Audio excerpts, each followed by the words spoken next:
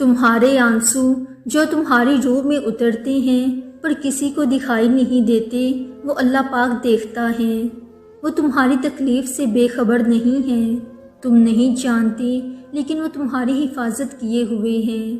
ہر طوفان بربادی لے کر نہیں آتا، جیسے حضرت نوح علیہ السلام کے لیے طوفان ہار نہیں بلکہ جیت لایا تھا، ویسے ہی تمہاری آزمائش تمہاری جیت بن جائے گی۔ آغاز میں چوٹ ہے تو اختتام میں شفا بن جائے گی۔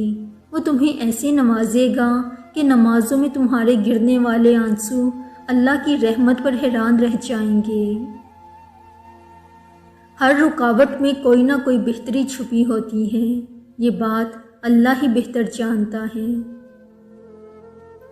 آنسوؤں کو ضائع نہیں کرنا چاہیے، جب بھی آئیں سجدے میں گر کر اپنے رب کائنات کے حوالے کر دیں، تب آپ کو وہاں سے تسلی بھی ملے گی، سکون بھی اور حل بھی، کیونکہ وہ قدردان ہے۔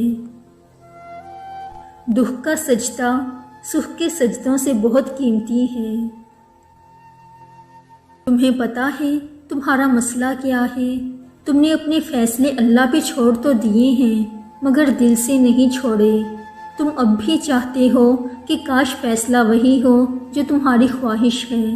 یہ کیسا اعتبار ہے بھلا؟ سمندر کے بیچ کھڑے شخص کو اس بات سے کیا غرض کشتی آڑ لگے یا پار؟ اسے تو بس یہ یقین ہونا چاہیے میں ڈوب بھی گیا تو یہ میرے لیے آڑ یا پار جانے سے بہتر ہوگا۔ یہی تو اعتبار کا امتحان ہے۔ اللہ جتنی محبت اپنے بندے سے کرتا ہے وہ آپ کے گمان سے بھی آگے ہے۔ ہم صرف وہ دیکھتے ہیں جو ظاہری خوبصورت ہے، جبکہ اللہ یہ بھی جانتا ہے آپ کے لیے کیا خوبصورت ہے۔ یقین کرو جس دن اس اعتبار پہ فیصلہ اللہ پہ چھوڑو گے کہ جو بھی ہوا میرے لیے وہی بہترین ہوگا، اس دن نہ صرف آپ بے چینی سے نکل آئیں گے بلکہ فیصلہ آپ کے یقین سے زیادہ بہترین ہوگا، کیونکہ اللہ ساری دنیا اور لوگوں کے دلوں سمیت ان کی سوچ کے رخ تک بدلنے پہ قادر ہے۔ کسی کی اصلیت سامنے آنا بھی اللہ کی بہت بڑی نعمت ہے۔ کیسے کہہ دوں کہ مجھے اب تیری عادت نہ رہی، دل تو وہی ہے مگر دل میں محبت نہ رہی۔ میں نے مانا کہ تیرے بعد بچا کچھ بھی نہیں، یہ بھی حق سچ ہے تجھے پانے کی چاہت نہ رہی۔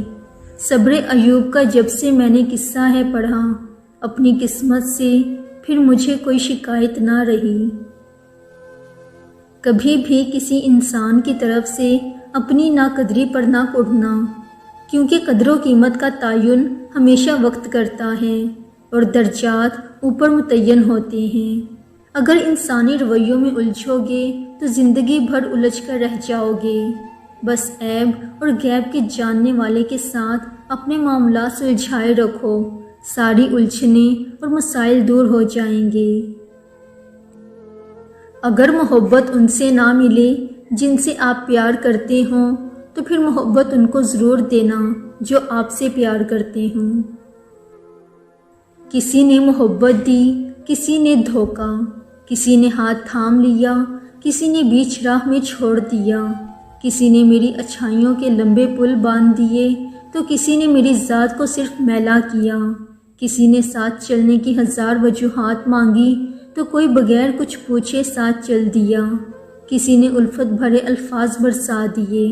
میری زندگی میں ہر آنے والے شخص نے اپنے اپنے ظرف کے مطابق مجھے کئی باتیں سکھائیں، مگر ایک بات جو مجھے سب نے سکھائی وہ یہ کہ اللہ کے سوا کوئی اپنا نہیں، اور میں آج زندگی کے اس مقام پر ہوں جہاں میرا یقین یہ ہے کہ واقعی اللہ کے سوا کوئی اپنا نہیں، اس کے سوا کچھ یاد رکھنے کے لائق نہیں۔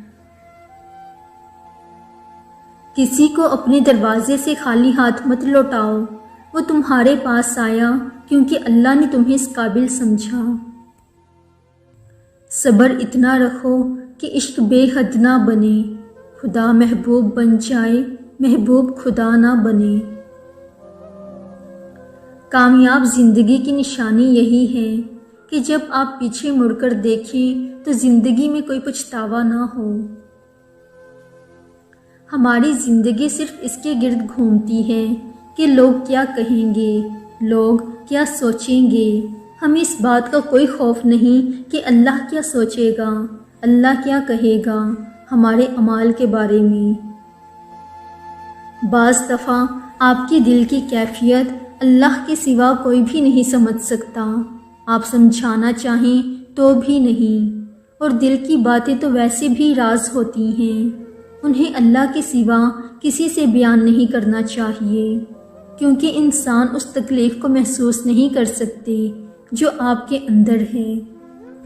اللہ کے سوا کوئی بھی انسان کی تکلیف نہیں جان سکتا، تو دل کی باتیں دل بنانے والے سے کریں، وہ دلوں کو جوڑ کر اس میں سکون بھر دے گا۔ جب اللہ نے سورہ ال-عمران میں فرما دیا کہ دعا پہاڑوں کو بھی ان کی جگہ سے سرکا سکتی ہے، تو قبولیت کا تو شک بنتا ہی نہیں۔ جب انسان بہت زیادہ تکلیف میں ہوتا ہے اور مسکرا کر یہ کہتا ہے کہ میں نے یہ معاملہ اللہ کے سپرد کیا، تو یقین مانو فرش سے لے کر عرش تک ہر چیز لرز جاتی ہے۔ کبھی کبھی ایسا ہوتا ہے کہ زندگی ہر وہ چیز آپ کو لوٹا رہی ہوتی ہے جو کبھی آپ سے چھن گئی تھی، بشمول محبت، لیکن آپ بے نیاز ہو چکے ہوتے ہیں۔ اللہ کو کیے گئے سجدے کبھی بیکار نہیں جاتے، اور تمہاری بے دہانی اور نہ چاہنے کے باوجود پڑھے جانے والی نماز کا تو ثواب بہت زیادہ ہے، کیونکہ تم خود سے لڑ کر شیطان کو مات دے کر نماز پڑھتے تو ہو۔ ہر نماز کے لیے تمہیں محنت کرنا پڑتی ہے، نفس اور شیطان سے لڑنے کے لیے ایسے میں کیے گئے سجدے کیسے بیکار جا سکتے ہیں؟